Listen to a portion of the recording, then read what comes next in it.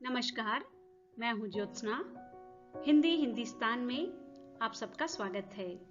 आज आप हिंदी व्याकरण में विशेषण सीखने वाले हैं, तो आइए शुरू करते हैं। सर्वप्रथम विशेषण की परिभाषा देख लीजिए।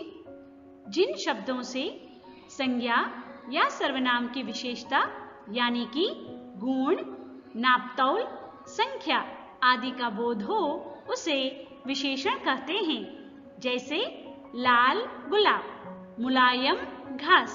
यहाँ पर लाल और मुलायम शब्द गुलाब और घास की विशेषता बता रहे हैं, इसलिए ये शब्द विशेषण कहलाएंगे।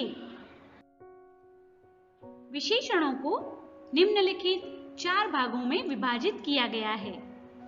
गुणवाचक विशेषण, संख्यावाचक विशेषण, परिमाणवाचक विशेषण और सार्वनामिक विशेषण।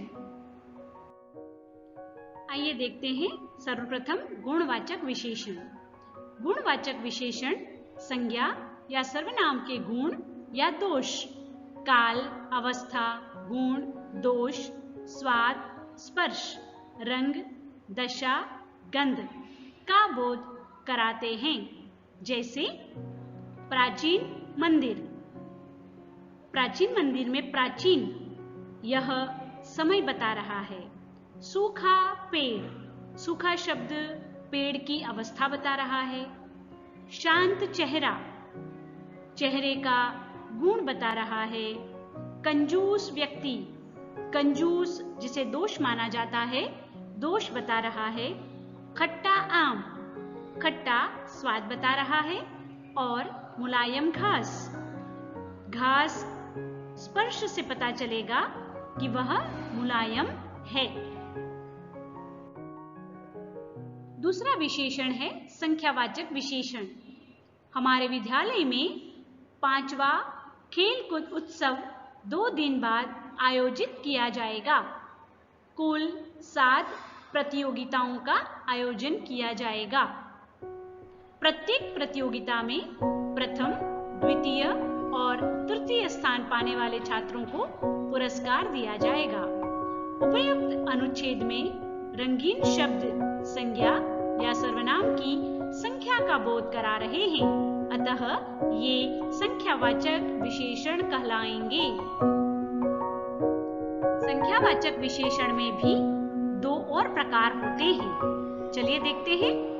कुछ संख्यावाचक विशेषण निश्चित संख्या का बोध कराते हैं, उन्हें निश्चित संख्यावाचक विशेषण कहते हैं। जैसे छठी कक्षा में 42 छात्र पढ़ते हैं, तो यहाँ 42 शब्द से एक निश्चित संख्या का पता चल रहा है। कुछ संख्यावाचक विशेषण निश्चित संख्या का बोध नहीं कराते हैं, उन्हें अनिश्चित संख्यावाचक विशेषण कहते हैं। जैसे पेड़ पर कुछ बंदर बैठे हैं। इस वाक्य में कुछ शब्द से हमें बंदरों की निश्चित संख्या का पता नहीं चल रहा है, अतः यह अनिश्चित संख्यावाचक विशेषण कहलाएगा। विशेषण में अगला प्रकार है परिमाणवाचक विशेषण। चलिए देखते हैं। गीता ने दुकानदार से कहा, मुझे 1 लीटर दूध और 2 किलो चीनी दीजिए। उपरोक्त वाक्य में लीटर और किलो दूध और चीनी का माप तौल बता रहे हैं। जिन शब्दों से संज्ञा या सर्वनाम के माप तौल की विशेषता का बोध हो उसे परिमाणवाचक विशेषण कहते हैं। परिमाणवाचक विशेषण में भी 2 प्रकार हैं, निश्चित परिमाणवाचक विशेषण और अनिश्चित परिमाणवाचक विशेषण। चलिए उदाहरण के माध्यम से देखते हैं। कुछ परिमाणवाचक विशेषण निश्चित माप तौल का बोध कराते हैं, उन्हें निश्चित परिमाणवाचक विशेषण कहते हैं। जैसे मेरे घर से मेरे विद्यालय की दूरी 7 किलोमीटर है।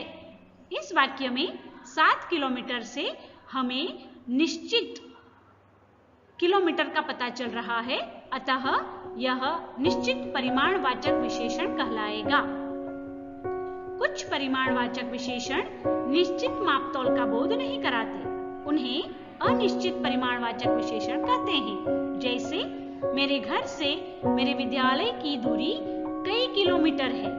यहाँ पर कई शब्द से हमें निश्चित किलोमीटर का पता नहीं चल रहा और इसीलिए कई शब्द अनिश्चित परिमाणवाचक विशेषण कहलाएगा।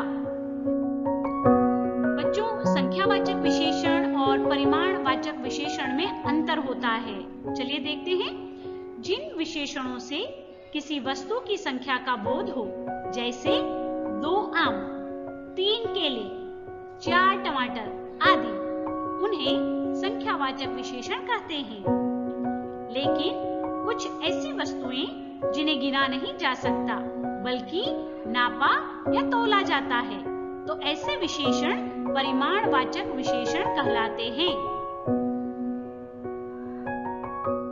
विशेषण के प्रकारों में सबसे अंत में है सार्वनामिक विशेषण। जो शब्द संज्ञा के बदले में प्रयोग किया जाता है उसे सर्वनाम कहते हैं, और वही सर्वनाम शब्द जब संज्ञा के पहले लगकर उसकी विशेषता बताता है तो उसे सार्वनामिक विशेषण कहते हैं। उदाहरण देखिए, कल तुमसे कोई मिलने आएगा, तो इस वाक्य में कोई सर्वनाम है। दूसरा वाक्य, कल तुमसे कोई व्यक्ति मिलने आएगा, तो यहाँ पर कोई सार्वनामिक विशेषण हो जाएगा क्योंकि वह व्यक्ति से पहले लगा हुआ है।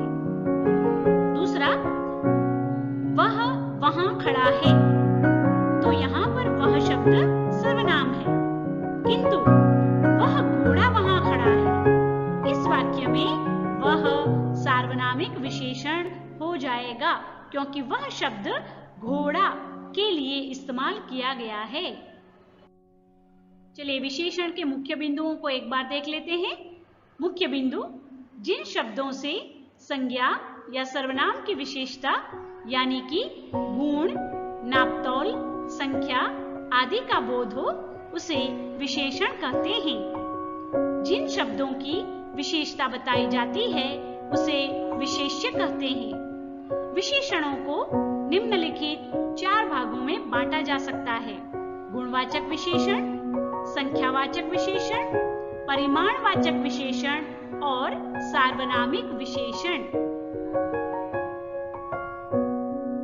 गुणवाचक विशेषण विशेष्य के काल, अवस्था, गुण, दोष, स्वाद, स्पर्श, रंग, दशा और गंध आदि का बोध कराते हैं।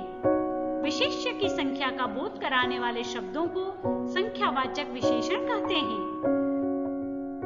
जिन शब्दों से संज्ञा या सर्वनाम के माप तौल की विशेषता का बोध हो उसे परिमाणवाचक विशेषण कहते हैं। जो शब्द संज्ञा के बदले में प्रयोग किया जाता है उसे सर्वनाम कहते हैं, और वही सर्वनाम शब्द जब संज्ञा के पहले लगकर उसकी विशेषता बताता है तो उसे सार्वनामिक विशेषण कहते हैं।